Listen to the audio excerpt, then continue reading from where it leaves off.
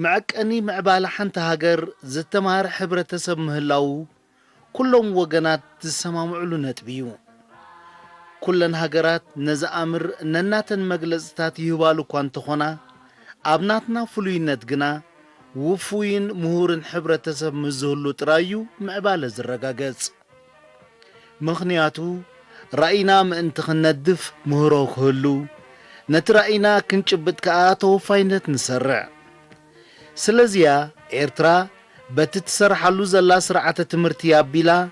نهاجرو زفكرن زبجون زتمهرن زسلت أننزيجا كتتري اتسعر زلا أبز حلفنا يقعزو أبنات النت نزي أرستي العلنا نسندات نايزهاجر أبنو كسلهم موت أب تمرتز تجبرو وفري ترزي نايت رأي بتسحي كوانت زي تبهله تعاميمو زلوجنا قليل አይኮነን በአማይ ታሽዓት ዝቁጸሩ ደቅ ዘሃገር ጽፍሒ ደረጃኦም ብትምርቲ ክቢሉ ምህላው ኩልና እንምስክሮ ሐቂዩ እሞኸአ ብምዕሩይ ጂኦግራፊያዊ ዝርግሕን ናብ ኩሎም ብሔራት ዘሃገር ብማዕረ ብምብጻሕን ድማ ይግለጽ በቲ መሰረታዊ ነጥቢ ማለት رأن فلسفنان منجست إرترا أب تمرتي نمجمار تمرتي خنزارب تخينا تمجمري هنرد أزلنا الرأيانا فلسفنان أب تمرتي ترون أقداسنا تمسك أساس سيركا كجلس عدل سلزهبي لنا هنا مرها خطاب زملكة أو توكيلنا خنزارب هذا مجمري أوش تتي إنه نبرلو زلنا حبرة سب انت معبالن بالسقنا نهلو انت دحرتن دخاماتن يهلو نتتأنكي نايزي بالسجنة بخمي مسيو كمي كخطعك وخمزلكا كمهركا زغل حدا سلتيو أبدغنتن دحرتن تركب حبرة سبكا تأنك نايز دحرتن تاي مغانو تأنك ناي تميت تاي مغانو تأنك ناي دحور بحالتاتن نسوزة صعبو شجراتن تاي مغانو ترديو نزغا بخمي كقال سخمزلو هذا من قد تسرب بالحاتيو حجز أوش تحبرة سبت مهروي سلازي أوش تحبرة سبت مهرو نت حبرة سبك أخت قلقللو زوها بكا هذا عبس كي مالتي تمرتب زها جرزي بجوب نمكيادن عوتنا مقبارن هذا هجراوي بوليسنا تمرتي وجه يسرح له إذا بوليسي زي حجي زمن نروح له متكلات اللو أبزم متكلات تمركزي تي نتفتات الزكايد أبزم متكلات كا أبتي معري عدلاتنا يتمرتي نقول زيجا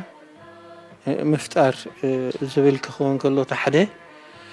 تي كلا كا نسمح براو فتحي زتتحزه من كل زيجا أبزخلو ويهلو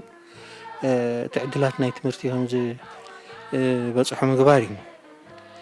الثالثة كمتكل ناي تمرتي نريو خاء زي ناي بقعت تمرتي እዩ ብቕዓት ትምህርቲ ከዓ ብቑዓት ዝኾኑ ንኩሉ ዘማልኡ ብኩሉ መዳያት ዝሰልጠኑ ዜጋታት ንምፍራይ ክከኣል እንድሕር ኮይኑ እቲ ብቕዓት ናይ ትምህርቲ ክረጋገፅ ክኽእል ኣሎ እዚ ንባዕሉ ሓደ ካብ መትከላት እዩ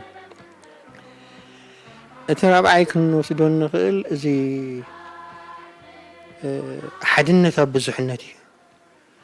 ለዚ ኩሉ ግዜ እዚ ብዙሕነት ወይ እዚ ዳይቨርሲቲ ንብሎ ሓይሊ እዩ ዕድል እዩ ከዓ ከመይ ገይሮም እዮም እዞም መንእሰያት እዚኦም ነዚ ብዙሕነት እዚ ናይዚ ሃገር እዚ ናይዚ ህዝቢ እዚ ከሰማቕርዎ ዝኽእሉን ኣብ ማእከል እዚ ብዙሕነት ከዓ ሓድነት ክረጋግፁ ዝኽእሉን እቲ ትምህርቲ ይሕግዞም ማለት እዩ እቲ ሓምሻይ ከዓ ትምህርቲ ቀጻሊ ምዃኑ እዚ ላይፍ ሎንግ ንብሎ ዕድመ ዘይፈርሕ ሙሉእ መዋእልካ ትመሃር ምዃኑ ንኸምኡ ንምቕራቦም ዝዓለመ ሓምሻይ መትከላት ነዞም መትከላት ኣዕኑጥ ገይሩ ዝተሃንፀ ትምህርቲ ኤርትራ ብውፅኢቱ እናተዓቀነን ገስጋስ ከየቋረፅን ክጓዓዝ ፀኒሑሎም ትምህርቲ ኣብ ኤርትራ ፈታው ሃገሩን ፈታው ስራሕን ዝኾነ ዜጋ ንምፍራይ ዝዓለመ ክሳብ ዝኾነ እቶም ክትቀሱ ዝፀንሑ መትከላት ካብ ሓዲዶም ከይወፁን ንትግባረ ናይዞም መትከላት ዘረጋግፁን ዕላማታት ድማ ነቲ ራእይ ከስምርዎ ከም ዝፀንሑ እዚ ተበፂሑ ዘሎ ደረጃ ባዕሉ እኹል መረጋገፂ እዩ ሓደ ዘላቒ ዝኾነ ትምህርቲ ከም ዝረጋገፅ ምግባር ሓደ ካልኣይ ነዞም መንእሰያት እዚኦም ኣፍረይቲ ከም ዝኾኑ ንምግባርን ንስራሕ ከዓ ቁሩባት ከም ዝኾኑ ምግባርን እዩ እቲ ሳልሳይ ከዓ መሃዝን ብቑዕ ፍልጠት ዘለዎን ሶሳይቲ ሕብረተሰብ ምፍጣር እዩ እዚ ከዓ ንምንታይ ይጠቕመና ነቲ ቁጠባውን ማሕበራውን ምዕባለ ናይዚ ሃገር ክባብ ምባል ሕግዝና ማለት እዩ እቲ ራብዓይ ሳይንስ ኤን ቴክኖሎጂ ኣብዚ እዋን እዚ ናይ ቴክኖሎጂ ናይ ሳይንስ መዋዕል ስለ ዝኾነ ናይ ሓበሬታ መዋዕል ስለ ዝኾነ እዚ ከዓ ኣብ ሳይንስን ኣብ ቴክኖሎጂን ብዝያዳ ክስራሓሉን እዚ ከዓ ኣብኡ ብቑዕ ፍልጠትን ክእለትን ዝሓዙ ዜጋታት ከም ዝፈርዩ ንምግባር እዩ ኣብዞም መትከላትን ዕላማታትን ዝተነድፈ ስርዓተ ትምህርቲ ማለት ካሪክለም ድማ ነቲ ዕርፊ ትምህርቲ ኣጽኒዑ ብምሓዝ ይግስግስ ኣሎ ካሪክለም ባዕሉ ፍልጠት እኳ እንተዘይኮነ ንናይ ስራሕ ባይታ ዘጣጥሕ መሳርሒ ክሳብ ዝኾነ ብግቡእ ክንደፍን ግቡእ ምክትታል ክግበረሉን ግድን እዩ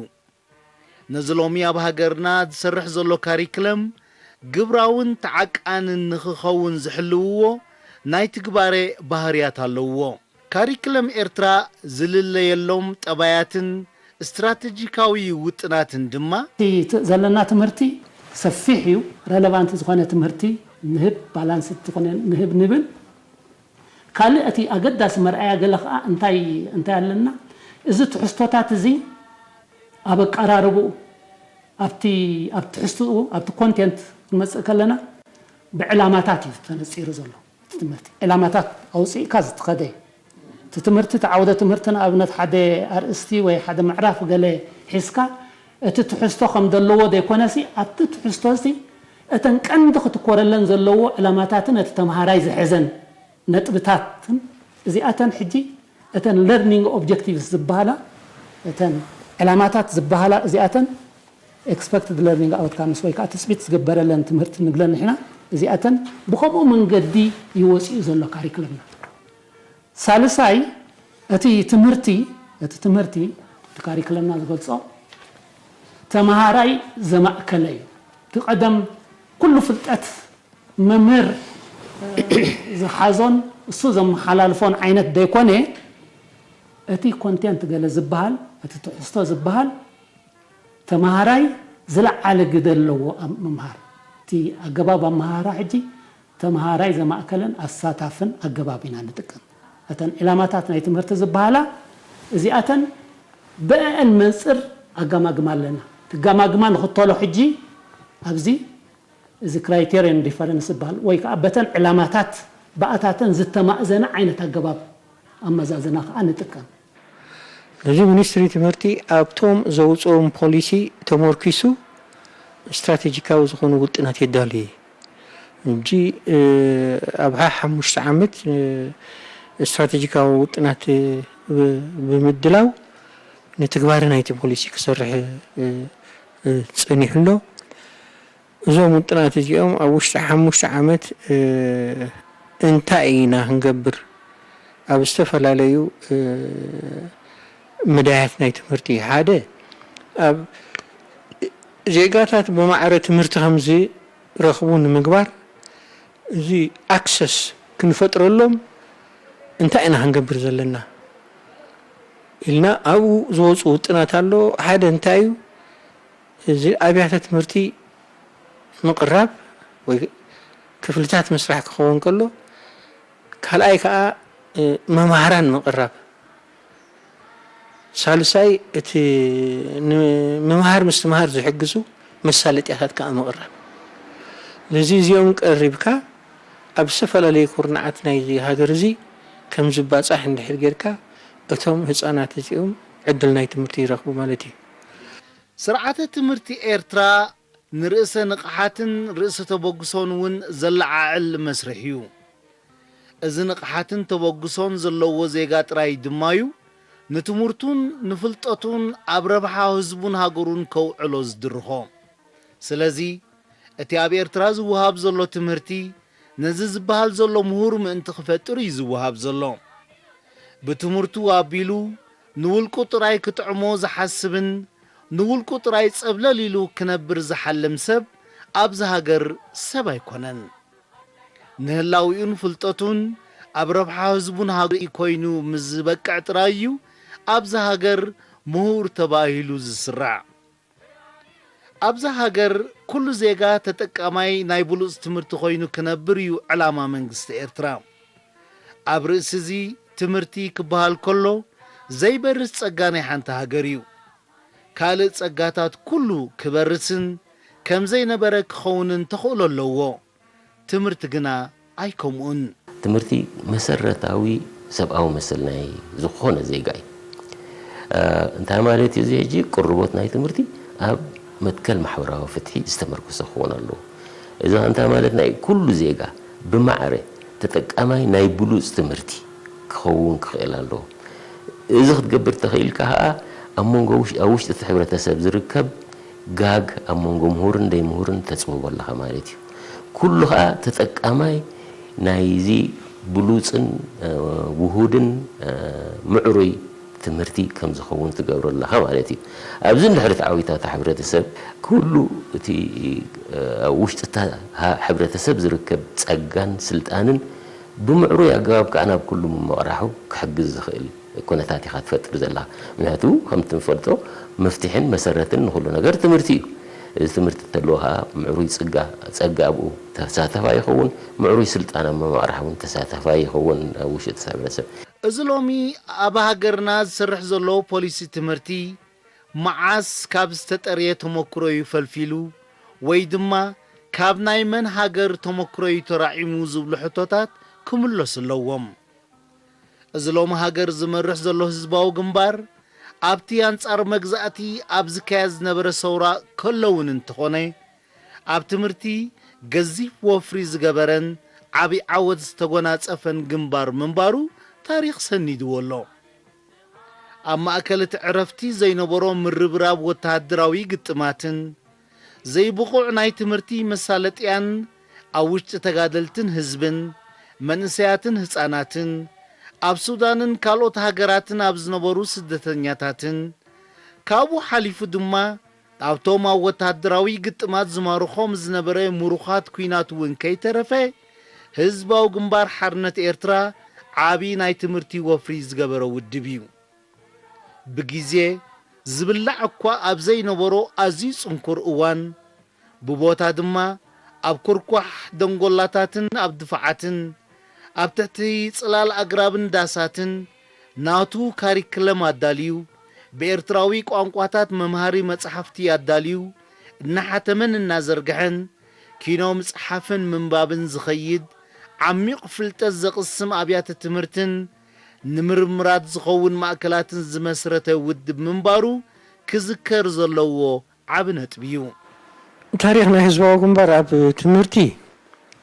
ብቐሊል ዝርአ ኣይኮን ሓደ ሓርነታዊ ቃልሲ ዘመናዊ ዝኾነ ትምህርቲ ወዲቡ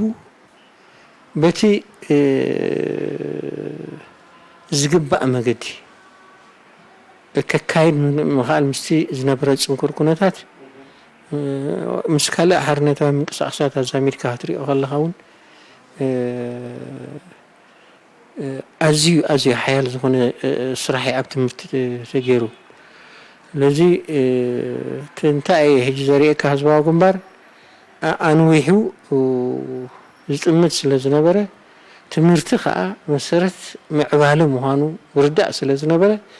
ካብ እዋን ሓርነታዊ ቃልሲ ትሒዙ ትምህርቲ ይሰርሐሉ ጸኒሑ እዩ። ስለዚ እቲ ዝወሃብ ዝነበረ ብስሩዕ ኣገባብ ካሪክለም ዘለዎ ስልጠና ናይ መምሃራን ዘለዎ ተወዲቡ ብግቡእ ክኸይድ ጸኒሑ እዩ። ሕጂ ዝወሃብ ዝነበረ ትምህርቲ ኣብ ክልተ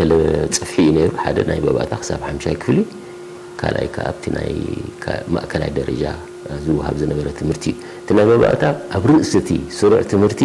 ኩለንተናዊ ዕብየት ምዕባለ ናይቲ ህፃን መታን ክረጋገጽ ናይ ስፖርት፣ ናይ ባህሊ፣ ናይ ሃገራውነት፣ ናይ ጥዕና፣ ናይ ጽሬት ትምህርታቱን ከይተረፈ ክወሃብ ጸኒሑ እዩ። ነቲ ማእከላይ ደረጃ ዘሎ ኸማን ኣብ ርእሲ እቲ ኣካደሚያዊ ትምህርቲ ኣንፈት ናይ ሞያ ሕርሻ ናይ ቴክኒክ ትምህርቲ እውን ከይተረፈ ክወሃብ ጸኒሑ እዩ። ከም ውፅኢት ናይ ጻዕሪ እዚ ካብ ቦታ ናብ ቦታ እናዝለቕካ ዘጋጥም ዝነበረ ጻዕርታት ብዙሕ ይብኡ ከይኣተና ብዙሕ ላዕልን ታሕትን ዝነበሮ ጽንኩር ኩነታት እዩ ክካየድ ጸንሐ እቲ ትምህርቲ ብዙሕ ምርብራብ ነይሩ። ከምዚ ሕጂ ህንፃታት ጌርካ ናይ ትምህርቲ መሳርሕታት ቀሪብካ መምሃራን ኣሰልጢንካ ከምዚ ዝደለ ዘሎ ደረጃኡ ዝሓለወ ናይ ሃይ ስኩል ናይ ማእከላይ ደረጃ ናይ ከምኡ ዘይኮነሲ ብዘለካ ዓቕሚ ዋላ እውን ትሑት ደረጃ ትምህርቲ ዝነበሮም ኣብቲ ሞያ ሙሉእ ተገዳስነትን እምነትን ስለ ዝነበሮም ውፅኢት ዘለዎ ስራሓት ዝሰርሑ ዜጋታት እዮም ነይሮም። እዚ ፍሉይነት ናይቲ ቃልሲ ዝነበረ ኣበርክቶውን ክርአካ እዩ። ኣብ ሱዳን ዝካየድ ዝነበረ ትምህርቲ እውን ኣሎ ንሪኦ ዘለና ኣብ ግዜ ቃልሲ ኣብ 1980 ኩሎም መምህራን ቤት ትምህርቲ ሰውራ ዝነበሩ ነቲ ህዝብና ኣብ ሱዳን ዝቕመጥ ባህሊ ሃገሩን ቋንቋኡን ታሪክ ሃገሩን ከይርስዕ ዓብዪ ፖለቲካዊ ተልእኾ ሒዞም ናብ ኩለን ከተማታት ናይ ብዙሓት ከተማታት ናይ ሱዳን ማዓስከራት ኤርትራውያን ዝቕመጥዎ ዝነበሩ ኣብኡ ሰዲዱ ትምህርታውን ፖለቲካውን ተልእኾ ሂቡፋን እዩ። ነዚ ህዝቢ ከዓ ከገልግሉ ጸኒሖም። ሓደ መጀመርያ ነቶም ህፃናት ኣብ ስሩዕ ትምህርቲ ከም ዝሳተፉ ገይሩ ብዙሓት ኣብያተ ትምህርቲ ከፊቱ ኩለን ዘንብለን ዘለና ማዓስከራትን ከተማታትን እስታት 8000 ዝኾኑ ተምሃሮ ኣብ ማእዲ ትምህርቲ ተሳቲፎም ዝነበሩ ነይሮም። ካልእ እቲ ዝገርመካ ብዙሕ ዓለም ዘስደመመ ብዙሕ ፅሑፋት እውን ኣብ ደገ ትረኽበሉ እዚ ምጥፋእ መሃይምነት ዘመተ ሃገራዊ ምጥፋእ መሃይምነት ኣብ 1983 ዝተኻየደ ብተምሃሮ ቤት ትምህርቲ ሰውራ ዝገርመካ እስታት 450 ዝኾኑ ተምሃሮ ቤት ትምህርቲ ሰውራ መምህራኖም ኣሰኒዮሞም ኣብቲ ዝኸድዎ ከባቢ ከዓ ካብቲ ከባቢ ዝረኸቦም መምህራን ወሲኽካ 600 ዝኾኑ መምህራን ኣብ ሙሉእ ሃገር ተዋፊሮም ነይሮም። ብጠቕላላ እዚ ትምህርቲ ናይ ህፃናት ክርድዕ ኮይና እዚ ፀብፃብ ናይ 1985 ከም ዝሕብሮ እስታት 24000 ተምሃሮ ሒዙ ነይሩ ተነብያት ትምህርቲ ኣብ 154 ኣብያተ ትምህርቲ ምዳእ ሃገር ተዘርጊሖም ዝመሃሩ ዝነበሩ ነይሮም ናዮም። ካልእ ፍሉይ ዝገብሮ ኤርትራዊ ንመጀመርያ ግዚኡ ብቋንቋ ዲኡ ከም ዝመሃር ዝገበረ እውን ህዝባዊ ግንባር እዩ። ምክንያቱም ግዜ መግዛእቲ ብቋንቋታት ናይ ገዛእቲ ደርብታት ይወሃብ ስለ ዝነበረ ህዝቢ ኤርትራ ቋንቋ መማሃር ዕድል ኣይረኸበን ነይሩ ስለዚ እቲ ቋንቋ ዲኡ ክመሃር ዕድል ዝረኸበ ኣብ ግዜ ሓርነታዊ ቃልሲ በዚ ክትቀስ ፀንሐ ተሞክሮ በሲሉ ዝመጽእ ህዝባዊ ግንባር ክብደት ናይቲ ዘጋጠሞ ብድሆ ቀሊል እኳ እንተዘይነበረ ክገጥሞን ክዕወትን ምዃኑ ግና ንዕኡ ሕቶ ይነበረን ኣብ እዋን ናጽነት 1991 ኣብ ኤርትራ ዝጸንሐ ዝርግሕን ዓይነትን ትምህርቲ ኣብ ርእስቲ ንመግዛእታዊ ሕልምታት ዘተግብር ዕላማታቱን ትሕዝትኡን ሃገራዊ መንነት ኤርትራውያን ዝሓክኽን ኣዝዩ ድሩትን ምንባሩ እዩ ዝዝከር ከም መባእታዊ መመጎትን ነዚ ኣብ 30 ዓመታት ተበፂሑ ዘሎ ምዕባለ ትምህርትን ንምስቲ ምቓር እምበኣር ነቲ ኣብ 1991 ዝነበረ ናይ ኣብያተ ትምህርቲ ተምሃሮን መምሃራንን ኣሃዛት ምጥቃስ ጥራይ እኹል ነጥቢ እዩ ኣብ 1991 ኣብ ኤርትራ 215 ኣብያተ ትምህርቲ 229,031 ተምሃሮን 5,342 መምሃራን ጥራይ ምንባሮም ዝህበና ስእሊ ኣብዚ ሃገር ግደፍ ዶብ ዓይነት ብቁፅሪ ጥራይ እንተረኣናዮ ትምህርቲ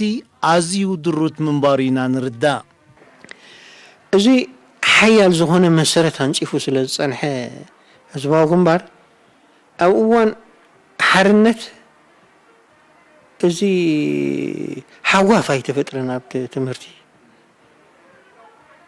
ብቐጥታ ይቀፂሉ እቲ ትምህርቲ ሓዋፍ ከይፈጠረ ንሱ ጥራይ ዘይኮነ እቲ ብሙሉኡ ብናይ መግዛእቲ ቋንቋ ዝወሃብ ዝነበረ ትምህርቲ ተቐይሩ ብቋንቋ ደውን ከም ዝተካእ ተገይሩ ይሽዑ ብፍላይ እቲ ኣብ ብዝሒ መምሃራን ተጠቒሱ ዘሎ ናይ 1991 ኣሃዛት ኣብ ከተማታት ኮይኖም ብዘይ ዝኾነ ስራሕ ዝቕለቡን መብዛሕትኦም ድማ ኤርትራዊ ዜግነት ዘይነበሮም ብምንባሮም ነቲ ኣሃዝ መባዝሕቲ ምንባሮም ጥራይ እዩ ዝፍለጥ ብዘይካዚ ሓንቲ ናይ ቴክኒክ ቤት ትምህርቲ ኣብ ሙሉእ ሃገር ምንባራን 60% ካብ ህዝቢ ኤርትራ መሃይምነት ዘየጥፍአ ምንባሩን ክዝከር ከሎ ድማ ኣብ ኤርትራ ትምህርቲ ኣይነበረን ንምባል የድፍር እቲ ዝኸፈ ሸነኹ ድማ ኣብ ዝርግሒኡ ዝነበረ ሃጓፍ እዩ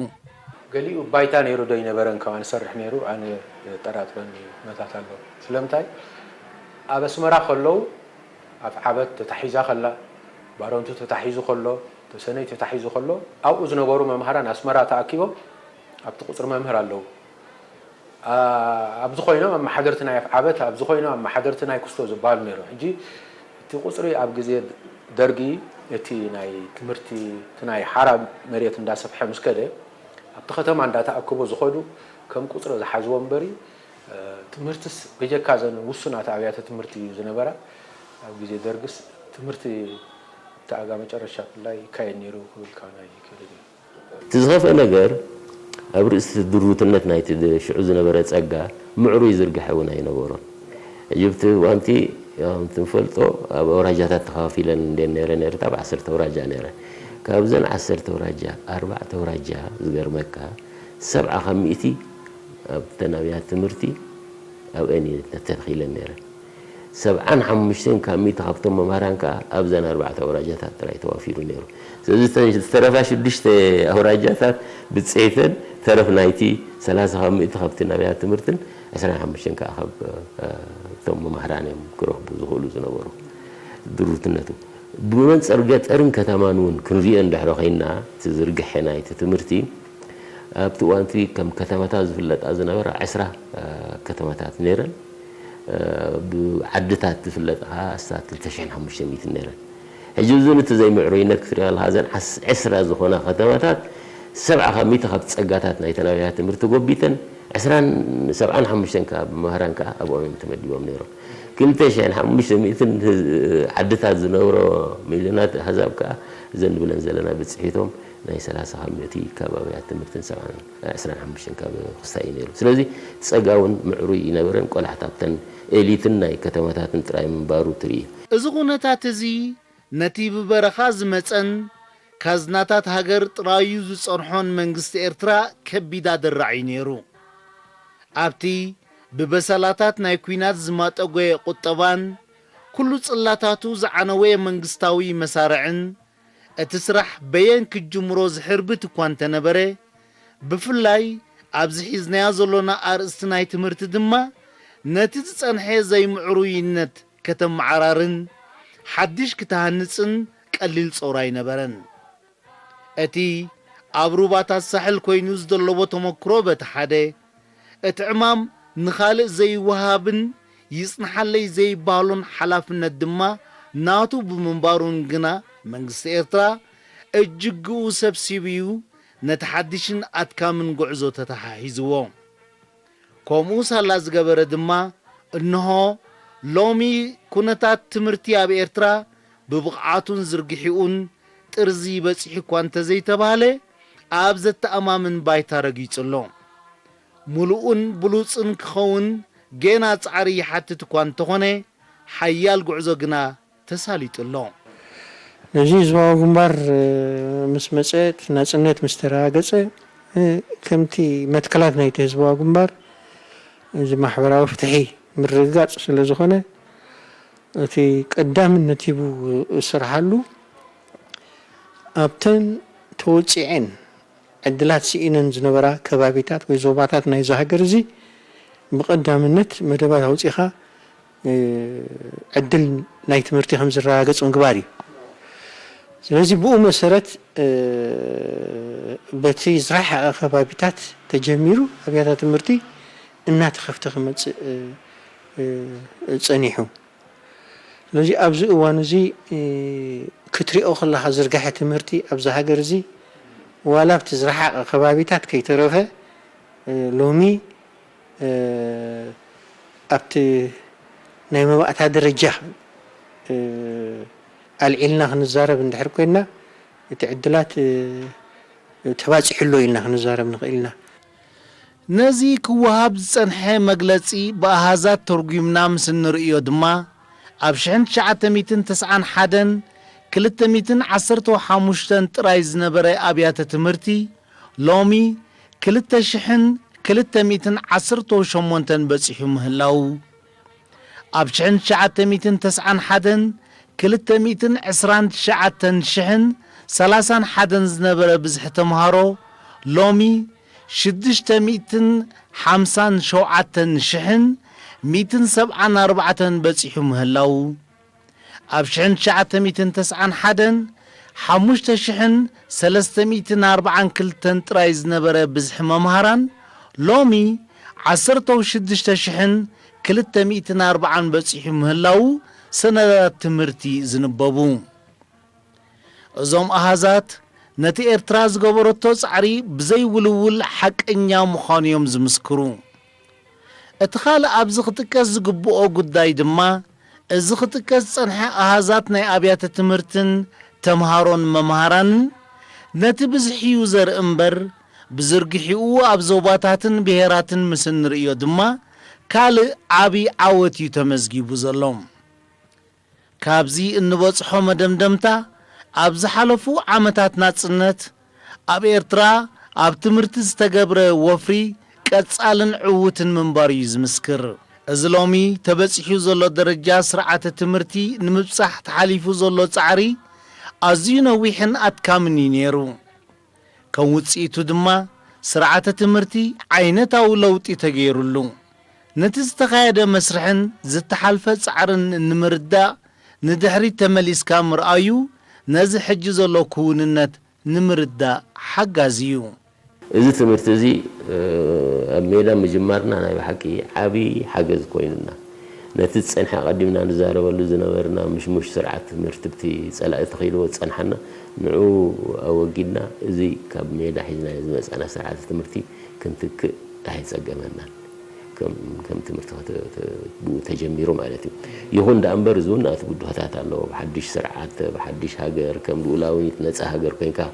ምስ ዓለም ትዋሳእሉን ጉድፈታት ከዓ ናይ ናጽነትን ገዛእ ርእሱ እውን ዘምጽኦ ብዙሕ ጻዕርታት ዝሓትት ስለ ዝኾነ ነዚ ትምህርቲ እዚ ከዓ ምስ ግዜን ምዕባለን ኩነታትን እናዛመድካ ከዓ ምምሕያሽ እናተገብረሉ ክስራሓሉ ፀኒሑ እዩ ብሓደ ሓደ ለውጥታት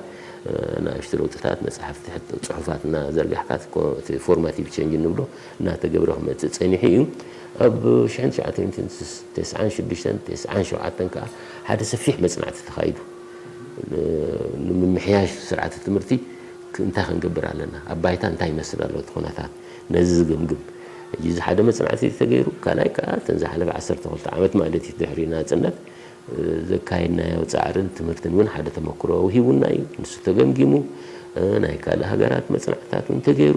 ድምር ናይ ዝኩሉ ከዓ ሓድሽ ስርዓተ ትምህርቲ ክነተኣታቱ ባይታ ዝኾነና ኣዝዩ ጭቡጥ ዝኾነ ነገራት መፂኡ ኣብ 2002 ከዓ